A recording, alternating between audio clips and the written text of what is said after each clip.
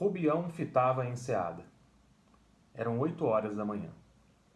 Quem o visse, com os polegares metidos no cordão do chambre, à janela de uma grande casa de Botafogo, cuidaria que ele admirava aquele pedaço de água quieta. Mas, em verdade, vos digo que pensava em outra coisa. Cortejava o passado com um presente. Que era, há um ano, professor. Que é agora, capitalista. Olha para si, para as chinelas, umas chinelas de Tunis que lhe deu recente amigo, o Cristiano Palha. Olha para a casa, para o jardim da casa, para a enseada em frente à casa, para os morros e para o céu. E tudo, desde as chinelas até o céu, tudo entra na mesma sensação de propriedade. Ei, galera, bom dia para vocês, tudo bem? Começando mais uma aula de literatura e começando com a leitura do primeiro capítulo desse livro aqui, chamado Quincas Borba, do nosso querido e amado Machado de Assis. Na aula anterior, eu havia falado com vocês a respeito da primeira obra realista do Brasil, também de autoria do Machado de Assis, chamada Memórias Póstumas de Brás Cubas. E hoje falaremos da segunda obra do Machado de Assis, que também é uma obra realista. E, como já é de costume, eu vou dar uma pincelada no enredo aqui da história, né, do livro. Em seguida, a gente vai apontar as características da estética literária do realismo. Ok? Bom, a primeira coisa que vocês têm que saber é o seguinte, que o Quincas Borba, ele é um personagem que aparece no Memórias Póstumas de Brás Cubas. Eu até comentei isso com vocês na aula anterior. Ele aparece da seguinte forma, ele é um mendigo, né, que acaba conhecendo o Brás Cubas, e o Brás Cubas de vez em quando empresta dinheiro para ele e tal, e de repente o Quincas Borba desaparece. Aí depois ele retorna. E quando ele retorna, ele já retorna de uma outra maneira. Ele retorna rico, né? Ele deixa de ser mendigo e já vem com roupas finas, né? Vem com um linguajar todo erudito e tudo mais. Continua a sua amizade com o Brás Cubas e, de uma certa forma, acaba influenciando o Brás Cubas a aceitar a teoria filosófica que Quincas Borba havia criado, chamada de humanitismo ou humanitas, né? Que eu comentei com vocês sobre essa teoria filosófica ficcional, né? na obra anterior.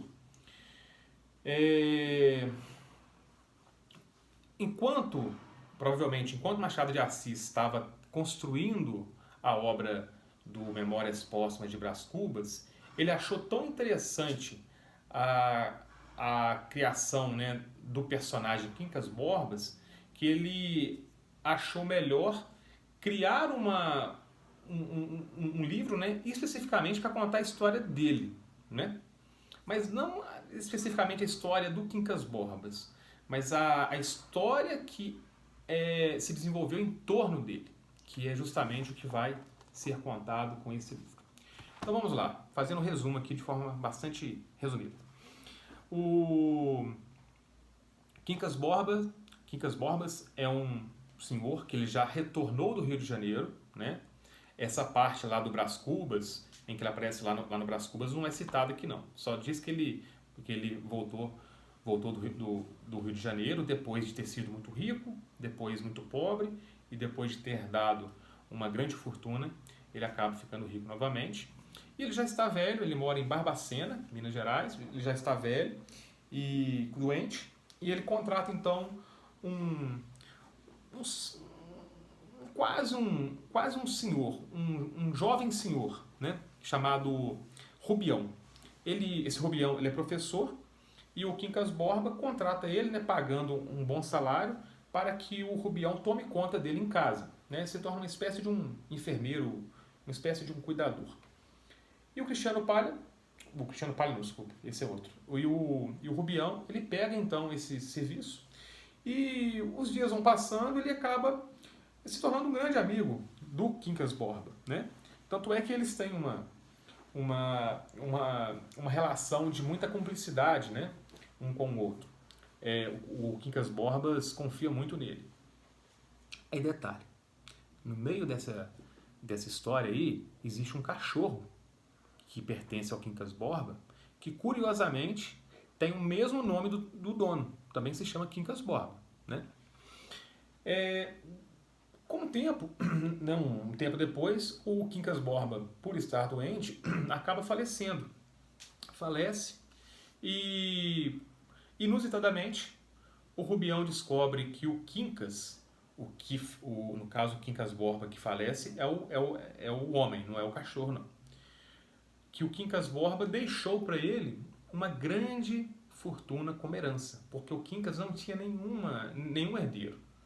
Então tudo que ele possuía, a casa, dinheiro, os bens, né, os imóveis, deixa tudo para ele. Aí o Rubião fica de boca aberta, né? Mas aí tem uma cláusula lá no testamento que diz assim: para se ter toda a minha fortuna, é necessário que você, Rubião, também cuide do Quincas Borba, ou seja, do meu cachorro que ficou. Ele aceita, né? Evidentemente, cuidar de um cachorro, né? Para ele seria moleza. Aí o Rubião decide então sair de Barbacena, cidade pequena, para poder ir viver na corte, no Rio de Janeiro, que na época era a corte do Império. Porque ele agora está rico, então ele quer viver essa experiência de ser rico na corte. Ele já havia ido ao Rio de Janeiro muitos anos atrás e ele tinha boas lembranças, né, lá do Rio, mas ele gostaria agora de viver a experiência de estar morando lá. Então ele embarca, né, para o Rio de Janeiro, ele vende todos os seus patrimônios que ele herdou em Barbacena, ele embarca no trem e vai para o Rio, vai para morar no Rio. Nessa viagem ele conhece um casal, um jovem casal, um rapaz que se chama Cristiano Palha e a esposa dele que se chama Sofia. Nesse momento o Rubião ele fica um pouco mexido por conta da beleza da Sofia, mas em respeito, né, porque ela é uma moça casada, ele simplesmente não manifesta nenhum tipo de comoção pela beleza dela. Vão para o Rio de Janeiro. Esse jovem casal, então, ele acaba meio que amparando o Rubião, porque o Rubião não é do Rio. Então, consegue lá um lugar para ele morar, ou seja, né, uma casa, né, para ele comprar, começa a fazer visitas a ele e também cede a sua própria casa para que o Rubião faça visitas a ele. E nisso o Quincas Borba, cachorro, está lá na casa, né, na casa do Rio de Janeiro, onde o Rubião foi morar. E o Rubião está cuidando do cachorro e tudo mais. Nisso, por influência do Cristiano Palha, o Rubião começa a ter também um ciclo de amigos, né? Amigos, vamos dizer assim, amigos influentes na sociedade carioca da época, né? Político, comerciantes ricos, né? Militares, então essas pessoas começam a frequentar a casa do Cristiano. E a casa do Rubião. E o Rubião, de tanto ir até a casa do Cristiano, ele começa a sentir algo a mais pela Sofia. Olha só que safado. Ele começa a sentir uma certa atração pela esposa do próprio amigo. E ele segurando esse sentimento, né, ele não quer sentir isso e tal, mas chega uma hora, num dos jantares, né, que o Cristiano oferece, convida o Rubião, num desses jantares, ele acaba chamando a Sofia para ir para o jardim e chega lá, eles estão olhando a lua e tudo mais, chega lá e ele se declara para a Sofia. E a Sofia, ela fica injuriada com aquilo, né? Ela não sentia nenhuma atração pelo Rubião, pelo contrário, ela até tinha um certo asco por ele, né? Então a parte que diz. E passa, né? Ela rejeita ele, passa. E o Cristiano fica com aquilo na cabeça, né? Ele fica alimentando aquela paixão. O Rubião fica alimentando aquela paixão. E no final da noite, quando todos vão embora, a Sofia comenta isso com o Cristiano, com o esposo. falou que não tinha gostado da forma que o Rubião havia cantado ela e tudo mais. E o Cristiano, ele demonstra um certo ciúme, mas só que ele olha por o outro lado e fala, bom, Rubião é nosso amigo, frequenta a nossa casa. E ele tem dinheiro. Vamos fingir que isso não aconteceu e, de repente, eu até posso propor alguma sociedade com ele, não uma sociedade com esposa, não é isso não, uma sociedade financeira, no sentido deles criarem uma empresa, um comércio para eles. Fica tudo por isso mesmo. O Rubião, ele acha que o Cristiano ficou um pouco bolado com isso e tal, mas aí, umas 2 semanas depois, quando eles se encontram, o Cristiano finge que não sabe de nada. Ele já chega já com uma proposta de montar uma importadora de produtos que vinham da Europa. E o Rubião vai lá, né, era amigo dele, e fala assim, bom, se o Cristiano sabe de alguma coisa, essa é a minha hora de me redimir. Ele vai lá e empresta dinheiro para o Cristiano. E eles montam então essa empresa. O tempo vai. De vez em quando, quando o Rubião vai até a casa deles, ele dá umas certas olhadas para a Sofia, e a Sofia meio que olha também, assim, ela meio que mostra que está interessada, mas depois mostra que não, deixando ele sempre na dúvida. E isso vai alimentando essa paixão platônica dele.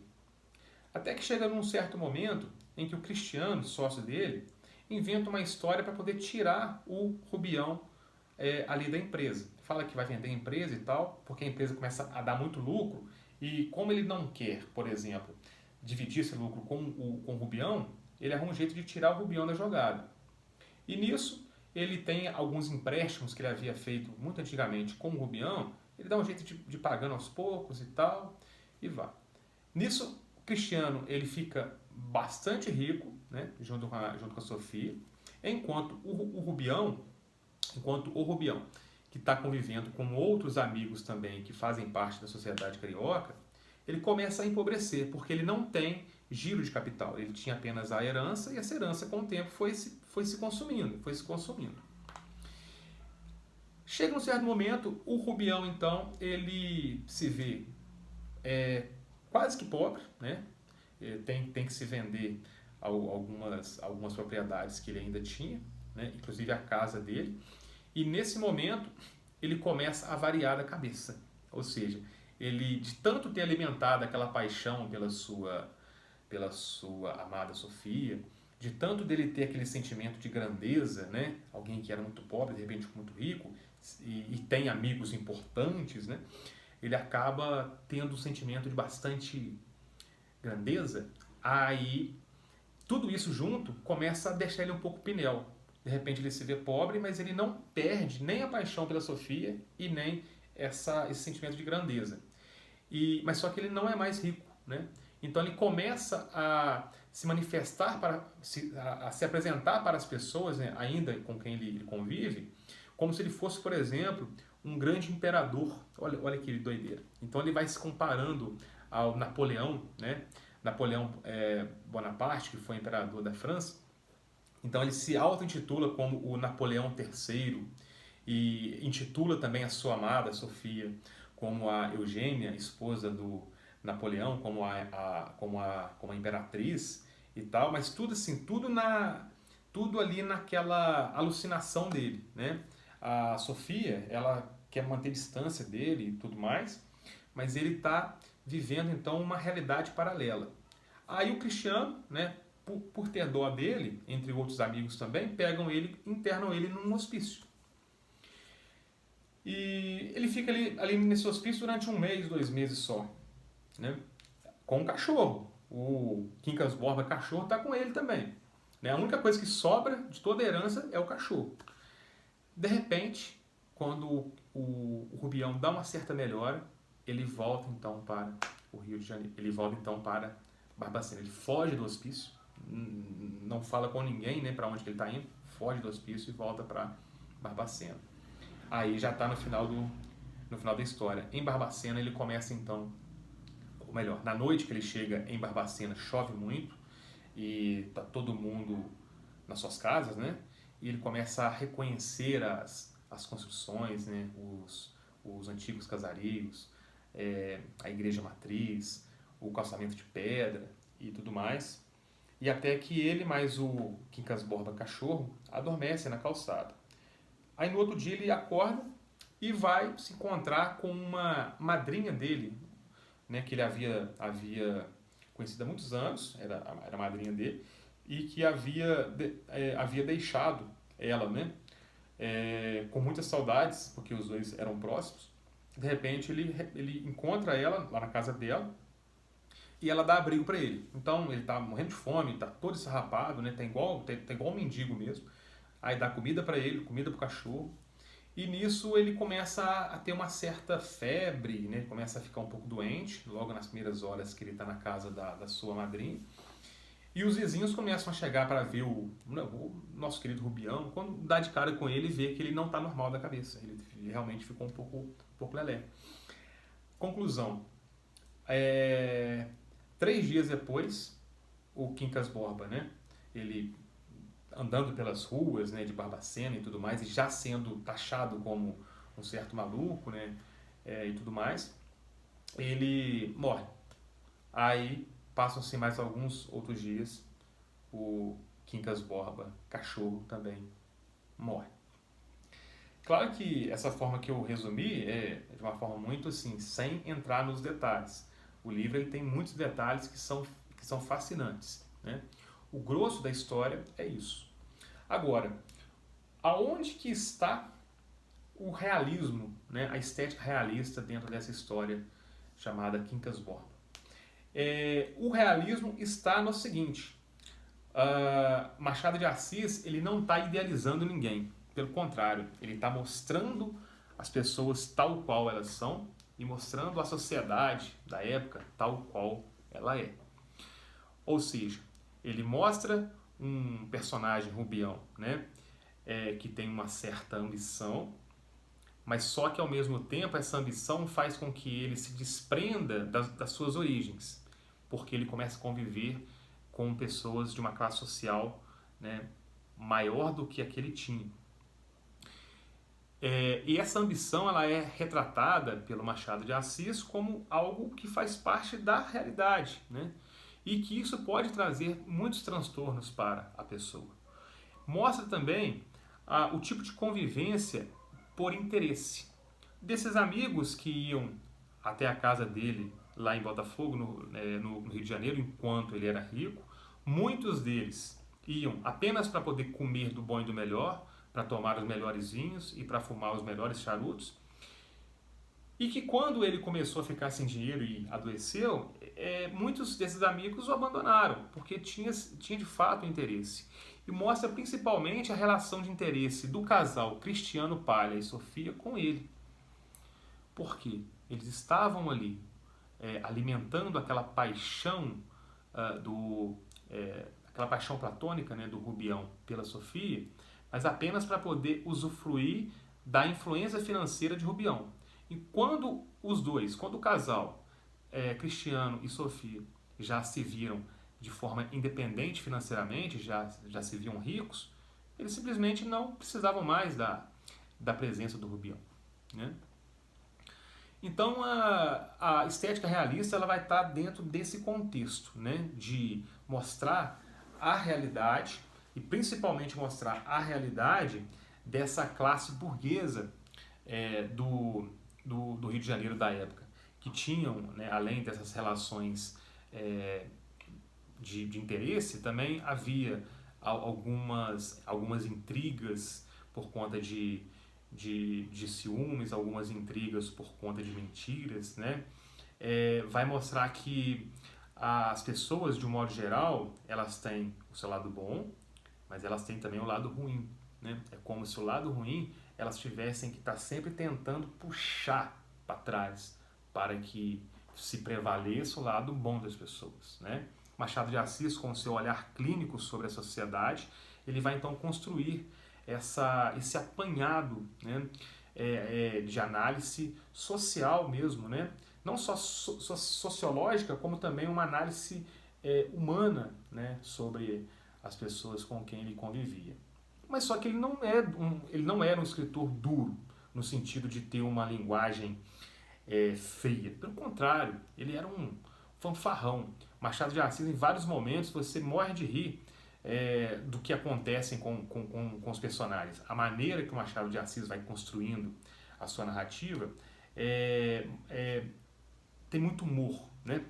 Tanto é que eu falei isso na aula passada, enquanto ele está mostrando o pessimismo da realidade vigente, ele também está pincelando esse pessimismo com ironia. A todo instante ele está fazendo brincadeiras, né, com seus personagens ali. Ele está não contando piadas, mas ele coloca os seus personagens em situações quase que patéticas, justamente para alegrar o leitor e tornar também a leitura leve. Com relação a essa leveza da leitura, uma grande marca também do Machado de Assis, e isso foi ele quem criou na época, né?